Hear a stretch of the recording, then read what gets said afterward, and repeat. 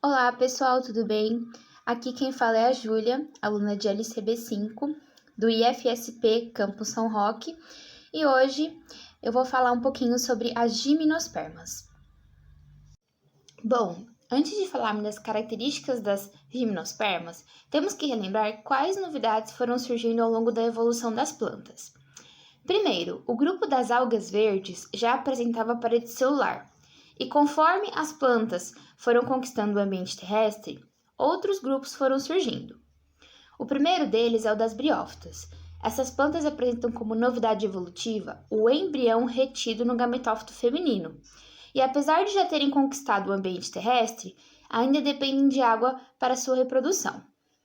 O segundo grupo é o grupo das pteridófitas, que apresentam como novidade evolutiva os vasos condutores de seiva, que as possibilitaram desenvolver portes maiores. Porém, essas plantas, assim como as briófitas, ainda dependem de água para se reproduzirem.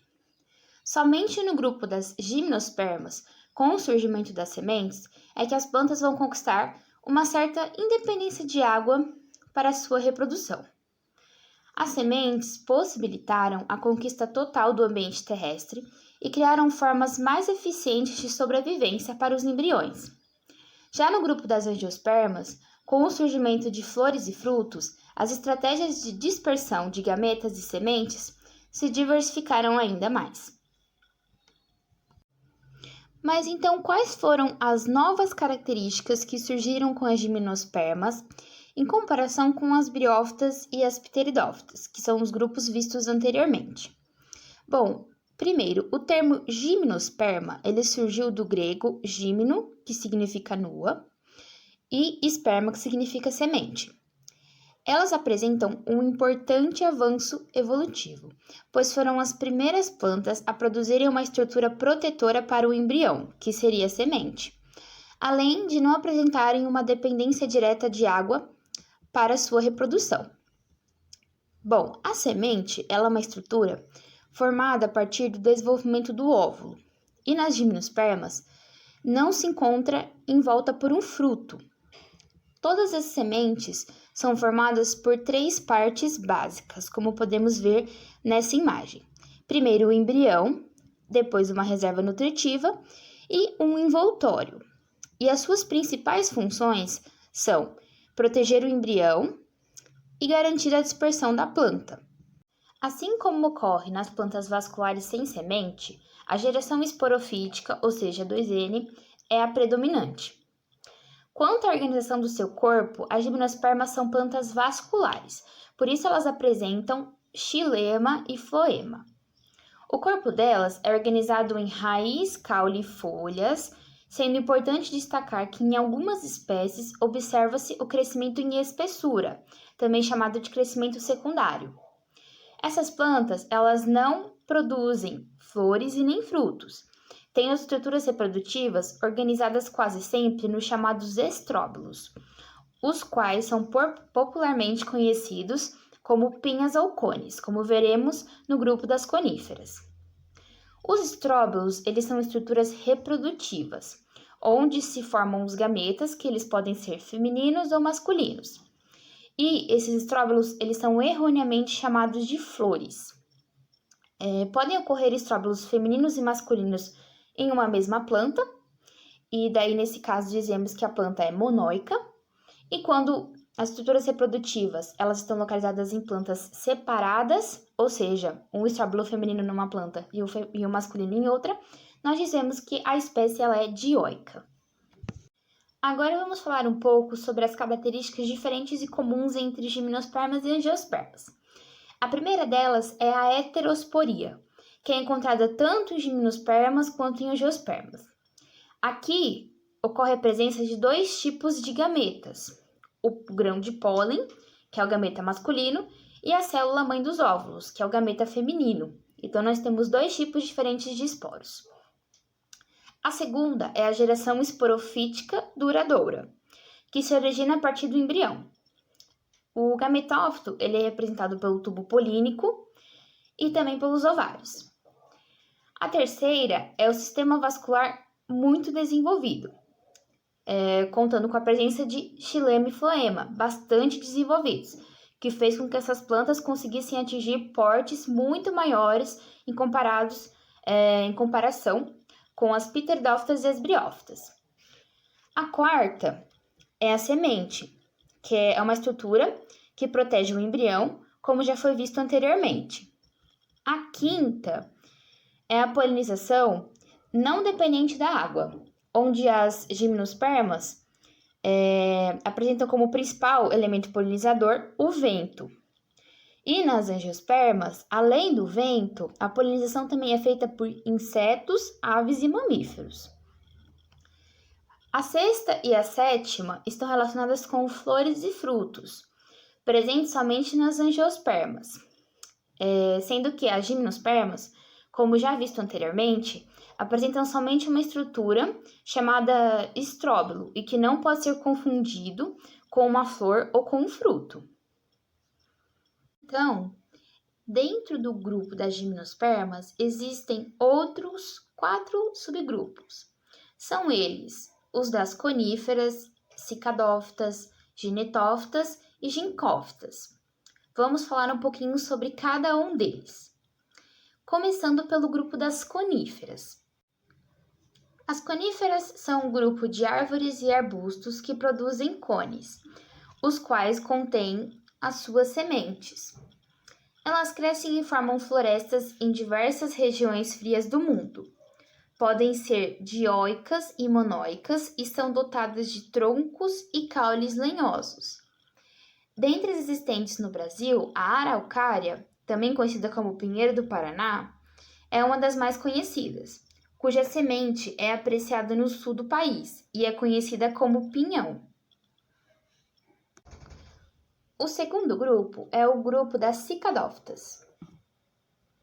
As cicadófitas surgiram há mais de 250 milhões de anos, durante o período Permiano, e foram tão abundantes na era Mesozoica que essa etapa da história geológica da Terra costuma ser denominada Idade das Cicas e dos Dinossauros. Além disso, a cica é uma planta originária do continente africano e também é conhecida popularmente como palmeira samambaia, porque elas possuem uma semelhança muito grande com uma palmeira, como podemos observar na imagem, e ela é uma planta que é muito utilizada em jardins ornamentais, ou seja, a sua principal utilização é para jardinagem. A maioria das cicadófitas, elas são plantas grandes, que podem atingir até 18 metros de altura. Suas folhas elas são distribuídas no ápice do caule, que elas formam uma espécie de coroa, lembrando assim as próprias palmeiras. Entretanto, nas cicadófitas ocorre o crescimento secundário verdadeiro, ou seja, um crescimento que nós vimos anteriormente em espessura e que não ocorre nas palmeiras. Essas plantas elas são dioicas, ou seja, as estruturas reprodutivas masculinas e femininas são formadas em indivíduos diferentes, como podemos ver na imagem a diferença de um estróbilo feminino para um estróbilo masculino. O terceiro grupo é o grupo das ginetófitas. Ele é representado por apenas 3 gêneros, que seriam Guineton, Ephedra e o terceiro que eu não sei pronunciar. Bom, esses 3 gêneros, eles apresentam características comuns com as angiospermas, como o formato das folhas em algumas espécies. Um exemplo seria do gênero Guineton, que se observarmos bem, veremos que as suas folhas elas apresentam grande semelhança com as folhas de algumas angiospermas. O quarto e último grupo é o grupo das gincófitas. Essas plantas elas surgiram no período Permiano, há cerca de 250 milhões de anos atrás. E atualmente possui apenas um gênero e uma única espécie, a ginkgo biloba, que é considerada um fóssil vivo. Tem um porte grande, que pode chegar de 20 a 30 metros de altura. São plantas decíduas, ou seja, perdem as suas folhas no inverno e no outono, as suas folhas que possuem o formato de leque, como podemos observar na figura, elas tornam-se totalmente douradas. Então dá a impressão de que nós estamos vendo outra árvore. São plantas dioicas e possuem sementes carnosas com caroço que tem o cheiro de peixe e por isso são muito apreciadas na culinária japonesa e chinesa. Então, nós podemos observar na figura que muita gente pode confundir essas sementes com próprios frutos, porque realmente elas lembram frutos, mas na realidade são sementes. E para finalizar, vamos falar sobre o ciclo reprodutivo das gimnospermas. Bom, nas gimnospermas, o esporófilo adulto forma os esporos em folhas modificadas, os esporofilos. Esses esporofilos, eles geralmente estão agrupados em estruturas denominadas estróbilos e vão receber nomes diferentes no estróbilo feminino e no estróbilo masculino.